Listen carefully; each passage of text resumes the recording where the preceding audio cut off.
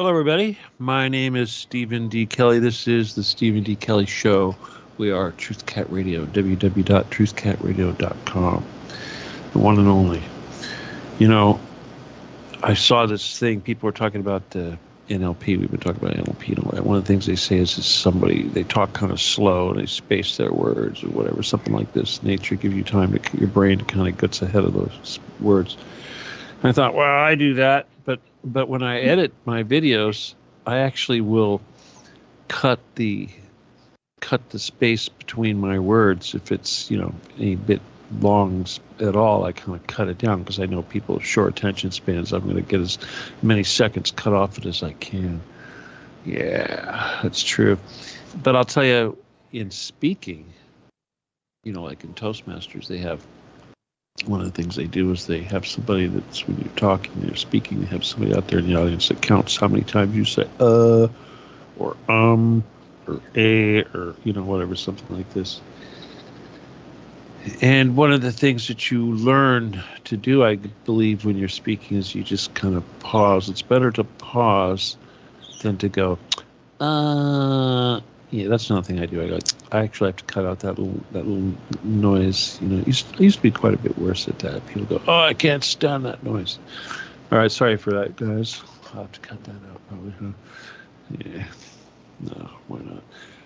Well, obviously tonight I have to talk about the shooting in a little more context, a little more depth, and I have to dispel some of the claims and the rumors and the stuff that's floating around. And I have to look at some of the bigger pictures, like the J.D. Vance pick and his wife, and what we know about the reemergence or the emergence of the Hindu religion in White House circles. It's kind of interesting because it's becoming such a big deal. I think it's a demographic. It's like one of the higher income per household demographics here in the USA. So I guess they're starting to pay more attention to those guys. But then there's the other issues, like what's going on in Ukraine and what's going on with Russia, and why this is directly related to not just the election, of course, but the assassination attempt. So I suppose, to get down right to it, everybody wants to know who's responsible. A lot of people are saying this was a false flag, it was fake, he didn't get injured, there were no bullets, all of this kind of thing. Yeah, there were bullets. There were bullets and there were dead people. And yeah, that injury that he got to his ear is consistent with a 223, just winging that skin a little bit. Yep, kind of like what happened. But the biggest thing I think that we're going to talk about tonight is the short selling of the Donald J. Trump stock. Truth Social and Trump Enterprises and all that sort of thing. Anyway, it's all wrapped up in a nice stock. And the day before the shooting which took place on Sunday, but the day before, you would think it would be on a business day, Friday, but I guess it happened on Saturday, supposedly. There was a short sale, a put order on Donald Trump stock, and it was huge. It was huge. I can get the exact number for exactly what it was. Let me see if I can find it for you. But the point is, here it is. 12 million shares. Trump Media and Technology Group, 12 million shares. Somebody short sold it. So somebody bet big, 12 million shares big, that Trump stock was going to take a big dump immediately. Now, this is, of course, the same thing that happened on 9/11 when certain unnamed individuals or organizations decided to short sell United and American Airlines, which, of course, took a big dump immediately after 9/11. That's usually because somebody has insider knowledge. So clearly, whoever it was that did this, that short sold Donald Trump, that was so greedy they had to do this, did so because they had information that they thought was going to cause Trump stock to fall apart. Something like if Trump was to die and his whole institution was just to go away. That would be a major blow to truth, media, etc. The entire Trump dynasty would be shattered. Well, so who did it? Who did it? Who was this investor? Let's see. Well, it's BlackRock. It's Austin Private Wealth LLC, a company that shorted them 12 million shares on a put option. The filing date was July 12th, the day before the assassination attempt. Now, this is an asset group that has about $1 billion in assets. Who are these people? This is BlackRock. Now, it's kind of significant because BlackRock, of course, there's a lot of things we could say about it, but the most damning thing about BlackRock is the fact that they have huge amounts of money invested in land in Ukraine. Now, Ukraine, of course, is the largest European state, if you want to still call it a state. More land than France, Germany, etc. It's very huge. Lots and lots of farmland. Selling for pennies on the dollar, kopecks on the ruble, however you want to go. But the point is that BlackRock is then buying this up. And then, of course, we know that the United States was in running, biological warfare test in that country. Lots of them. And there's a massive amounts of corruption and graft and exploitation and hundreds of billions of dollars that have been spent on this fiasco that they call the Ukraine project. So the bottom line is that Russia's winning this thing. It really doesn't matter if Trump comes in or not, because by the time Trump comes in a few months, it's really going to be over. I think this is kind of a gift to Trump so that he doesn't really have to inherit that issue. But yeah, it's probably going to be over. The Ukrainians are actually signaling that they would like to negotiate. I mean, Zelensky is actually signaling that he wants to negotiate. Of course, the Russians, they really could care less. They think Zelensky is illegitimate. And what I've noticed what's going on right now is they're actually positioning a young woman as a replacement for Zelensky, as if to suggest that she would be more, well, let's just say, able to convince the Russians to go easy on them, perhaps. Anyway, this is what's happening, and the handwriting is certainly on the wall, and obviously everybody knows that since this shooting that it's over for Biden, and Trump has made very clear his views on the foreign policy. I need to discuss his views on foreign policy, and I need to discuss this shooting, and I need to dispel all these rumors. And it's really kind of hard to pick a place to start, but I suppose I could start by saying, A, this was not the work of God per se. There was not divine intervention. God, the creator, Yahweh, whoever, did not reach down and tweak Donald's head just enough to basically miss getting the bullet on the inside of the cranium as opposed to skirting the little bit of skin right there. I don't believe that for a second. Of course, the people who are making the most noise about that right now are the evangelicals and, of course, the Zionists, the pro-Israel type. And when I say pro-Israel types, I mean the radical Zionist type Israelis. These guys think that this is a sign, and they basically believe that he's the anointed one. Now, of course, if you were to look at the, Revelations, the first thing I think of course, is Revelations. And I have to say, obviously, Trump has become a legend and a mythical hero overnight, whether you like him or not, and whether you want to accept that and begrudge it, it doesn't really matter.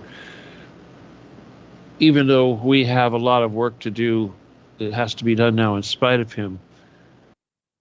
From a biblical standpoint, He's the closest thing we see to the injured head of the beast. And of course, a lot of people have brought this to me, and this is out of Revelations. You know how I feel about Revelations, but here's basically the paragraph.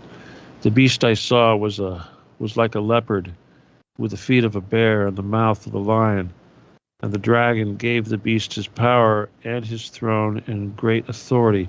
One of the heads of the beast appeared to be mortally wounded, but the mortal wound was healed. And the whole world marveled and followed the beast.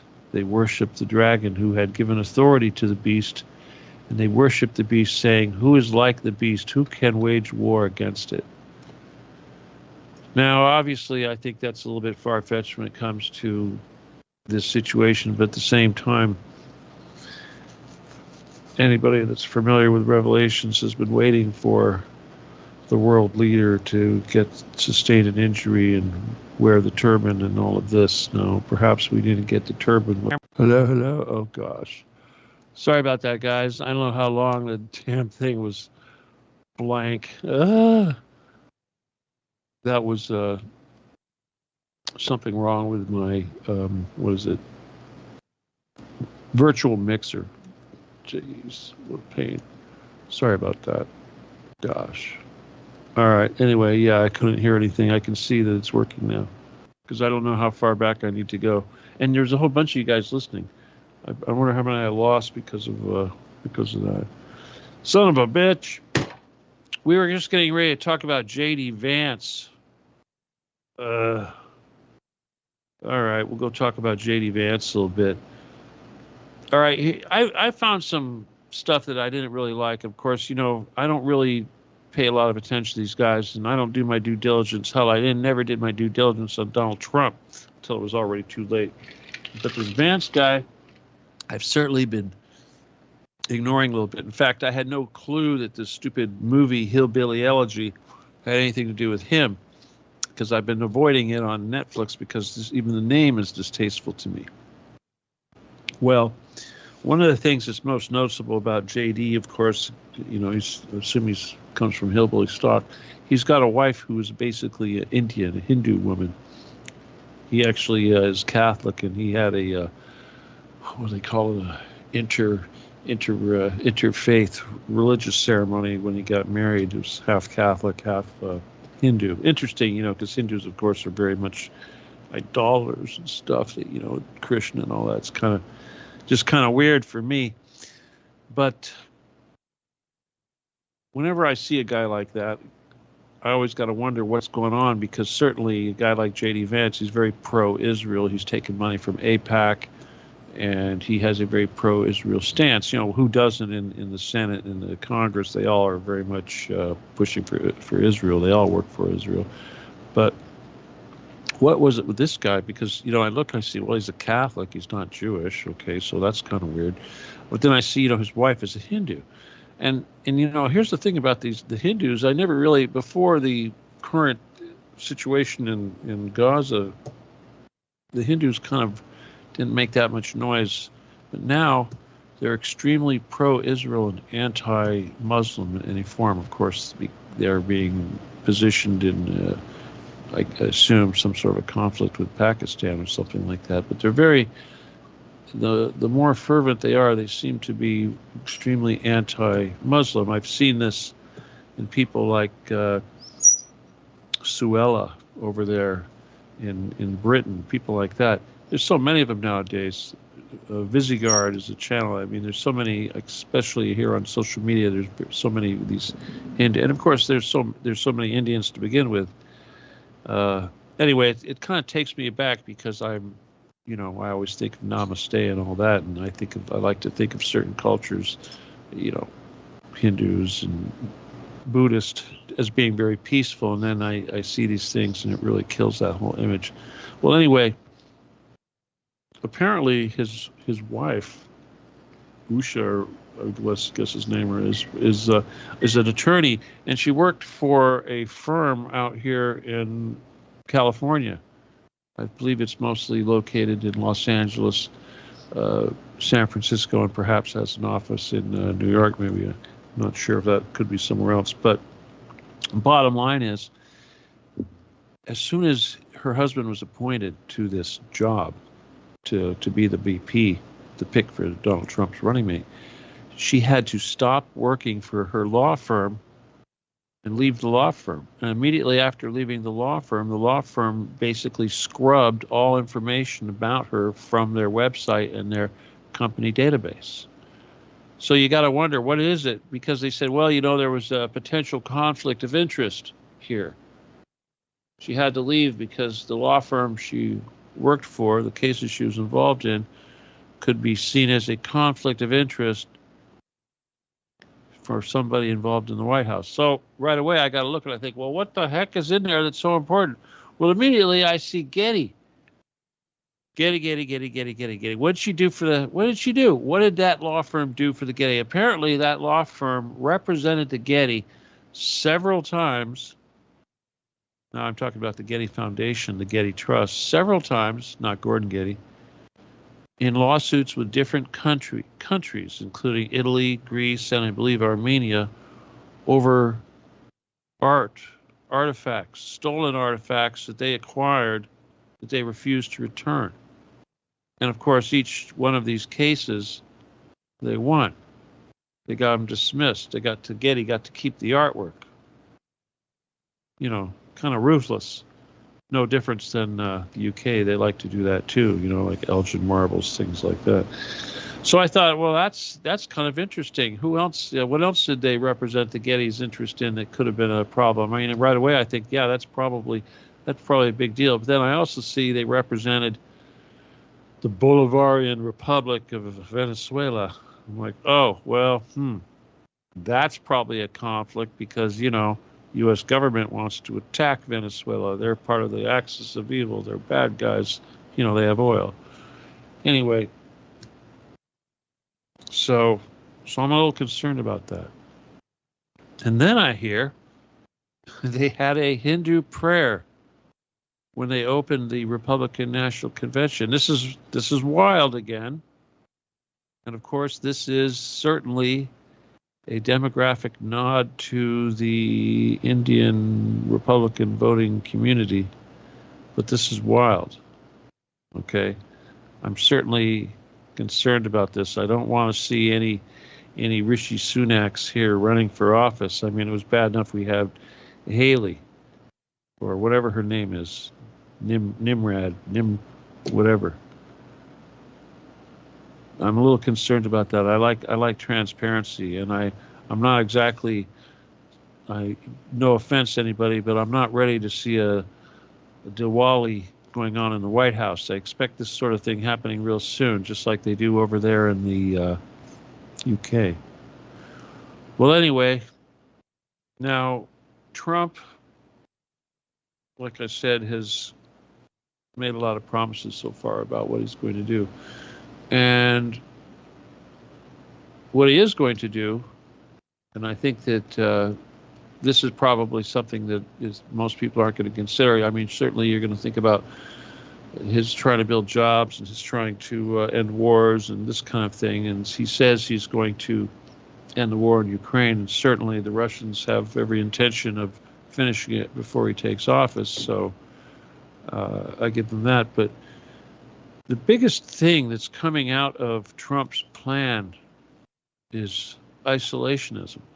His big plan right now is to put tariffs, basically tax any item coming into this country from any country that is not the USA.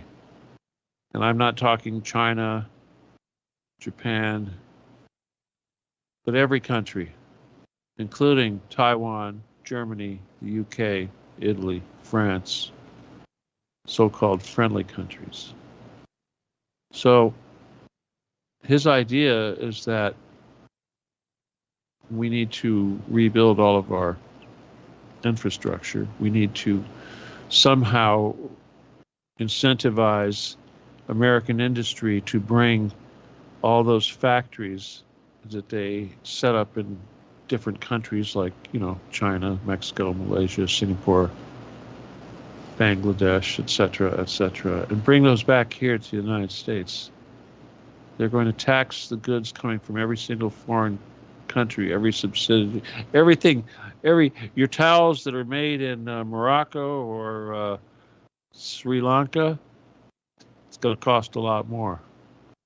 They're going to force you to buy stuff that was made here in the United States. Now here's the problem. It'll probably take about 100 years for the United States to tool up to be able to deal with that, for a lot of reasons.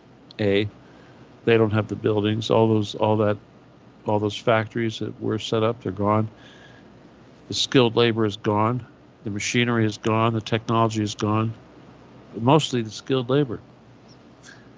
I would like to see how Trump plans to incentivize the return of intelligence, academic work, that kind of thing. Desire to do the math, do the hours, take the school, take the hard courses, become an engineer, all that stuff that Americans don't do anymore. How's he going to incentivize that? I don't see that happening. So he's probably going to have to import people. Now, he wants to let go of Ukraine, which, of course, remember, all those hundreds of billions of dollars that we sent over there are gone. All that money that BlackRock invested is going to be gone. I think it's a good thing, but at the same time, we're all in debt because of some retards that decide to support Nazis over there. Israel's kind of the same thing. Now, Taiwan, on the other hand, this is a different story because, again, the United States has allowed other countries to become our suppliers for very important resources. And of course, Taiwan has been a supplier of our electronics now for a long time and has become a world leader in computer chips, ICs. And of course, we supplied all this technology that allowed them to do that. And unfortunately, it's not as simple as, say, uprooting those factories and transporting them to some part of Southern Inland Empire, Southern California, and setting them back up. I think that's a great idea, but unfortunately, a lot of these very wealthy companies like NVIDIA, these are not American companies. These are Taiwanese companies. They're very wealthy. They have no desire whatsoever to come to the United States. So this is a problem, and of course, the United States cannot afford to have China, the mainland China, communist China, in possession of this technology or these resources. Now, I should point out here real quick, I don't have a problem with China. I don't have a problem with Chinese people, but I do have a problem with the CCP, the Chinese Communist Party, and I do not believe the CCP represents China. I think it's illegitimate, and I think the sooner that it's gone, the better the world will be. There's nothing genocidal, but that political party needs to go away. And if we're going to work with, not Biden, but Putin, I think he has to feel the same way. Unfortunately, I don't think that's going to happen. I don't think Mongolia, I don't think Tibet, I don't think that, well, Nepal, there's a lot of territory inside of China that isn't China. So yeah, I do have a problem with China. We're kind of screwed. So I really don't know what to tell you about Donald Trump, but I can tell you that the one thing that I do see that works in our favor is that even those people out there that are geopolitical experts that support Donald Trump, they hate Biden so much and what he's done in Ukraine, they support Donald Trump. I'm actually seeing these people now stating that during the Trump administration, at no time did he stop the flow of arms into Ukraine. The arms shipments and the arming that he facilitated while he was in office laid the foundation for the destruction and the genocide that was completed under the watch of Joe Biden. So it's amazing that people are asking these questions, because in his pre-shooting glory right now, his glow, no one has asked him those questions. Why? What has changed? You want to end this thing right now. You think these things, but what about then? Why didn't you stop it way back then when you had the opportunity? Now that is a big deal, because that's certainly something that's in mainstream politics or mainstream media that people can talk about and ask these questions. And certainly this is a question that we should be trying to ask Donald Trump. Why did he wait 4 years? Why did he arm Ukraine Nazis in their genocidal rampage against the people of the Donbass? Why was he part of that?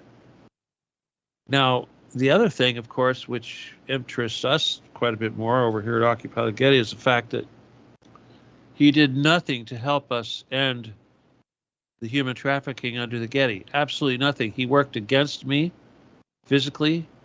I supported him in a large way in the media, but as soon as he came to office, I was shut down.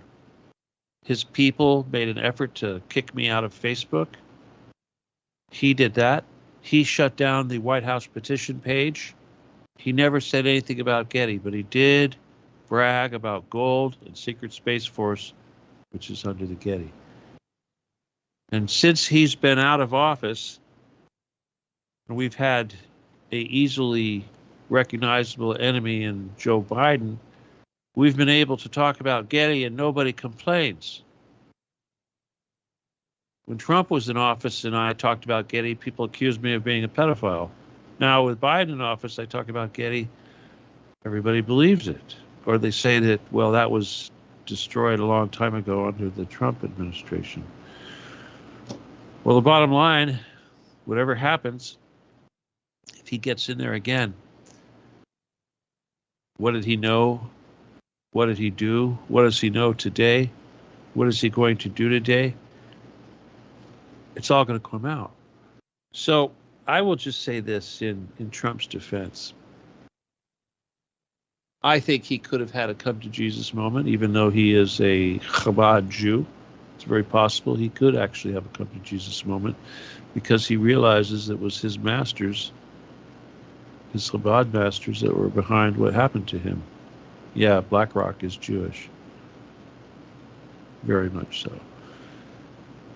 Anyway, if that's the case, he may have a very positive new attitude. We have to give him a little bit of the benefit of the doubt because of this. Certainly. He's had something, an epiphany. He's had a potential traumatic moment that could have a massive wake-up call for him. We should see what's going to happen.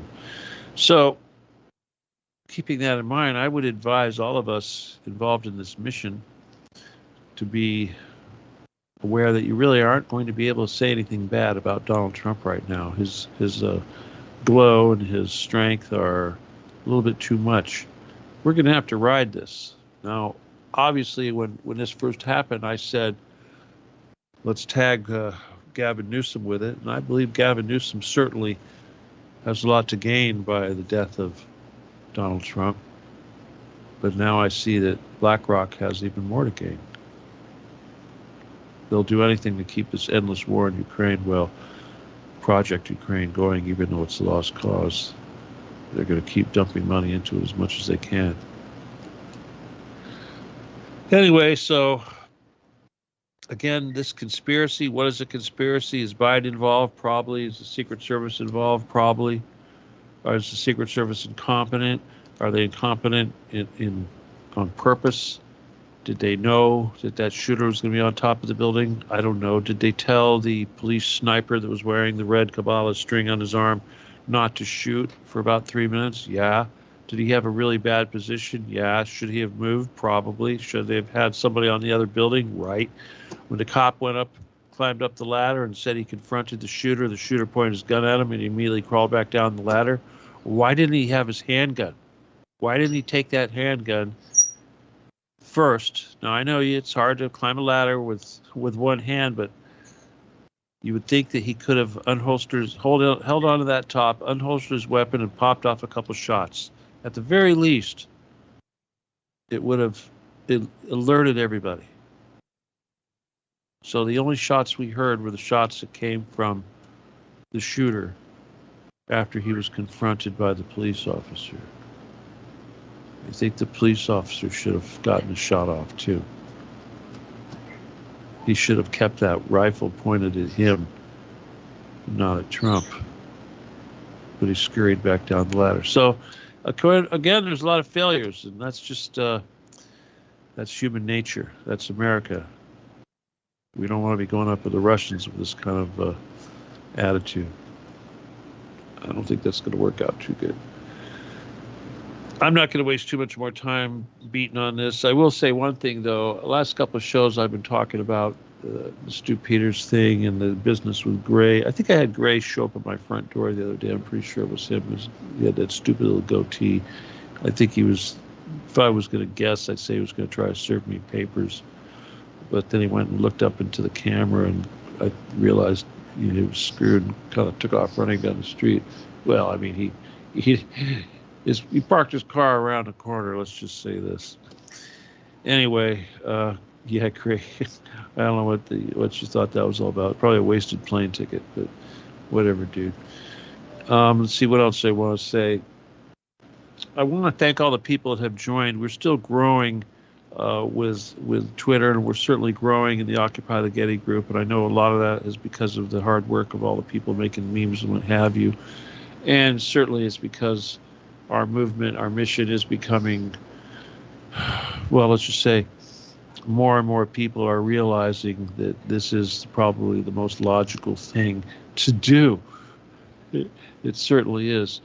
I'm not going to go into why it's the most logical thing to do tonight, but I'm just going to say that I'm happy that our little bonfire is turning into the raging thing that it is. I have this song in my head. I want somebody to make a meme for me. Let's see, it's an older song. I think it was 20s. No, I'm not going to go there right now, but let's just say that it's fun to watch. I wish it would happen sooner. I give a lot. I know a lot of you right now are kind of spinning your wheels, wondering what should we do next, where should we go, what direction. Because especially when you're in a battle, you want to constantly be keeping up the tempo, if you will, and of course, because of the shooting incident, everything has changed slightly.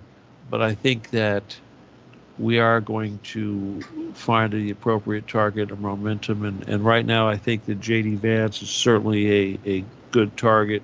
Agent Krispy Kreme over there at the Secret Service is a great target. And obviously, BlackRock is a great target. And certainly, the Zionists behind BlackRock are a great target. I mean, that has never changed. I mean, it keeps coming back to the same people. And I would also like to remind all you people, especially since we are in the final night of the Republican National Convention, that is Gordon Getty is a Republican, people. So this stuff about who's a Republican really doesn't mean anything. Apparently, this guy Crooks that shot at Donald Trump was also a registered Republican, possibly transgender. We don't know. But the point is that these labels don't mean anything. And these labels are nothing but names that the enemy uses against us. Okay, so what has the enemy got against us? What kind of tools they got? They call us names.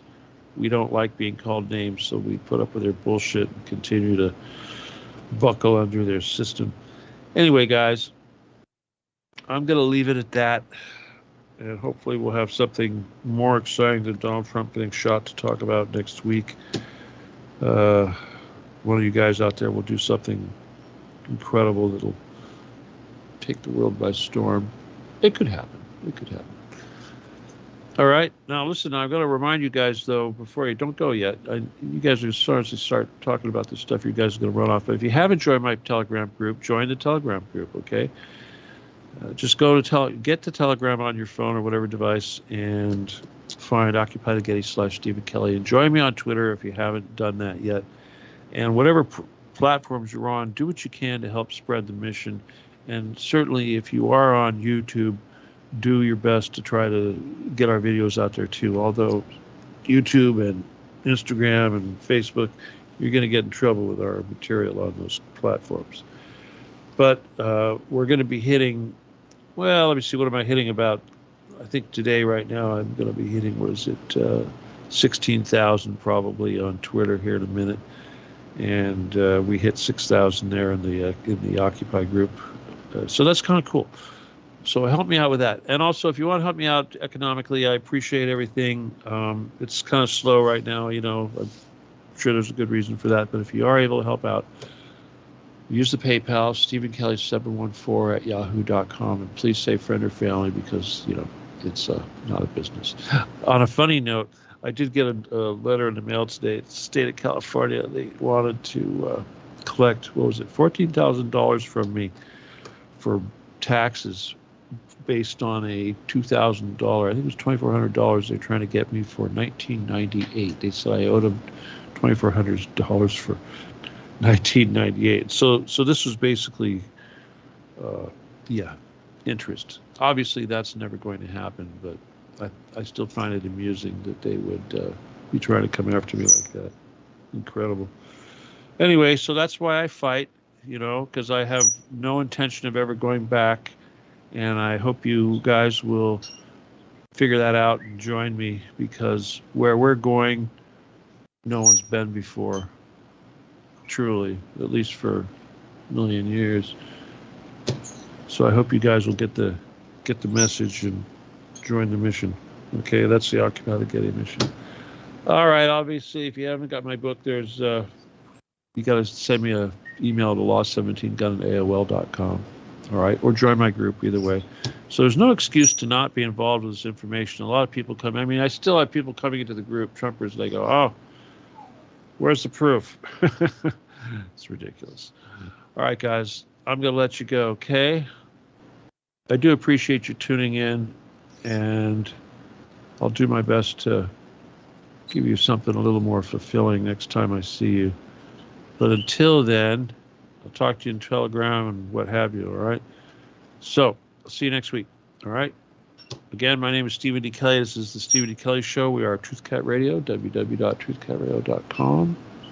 And if I forgot to mention it, it is July 18th, 2024, all right? Good night. God bless. Adios.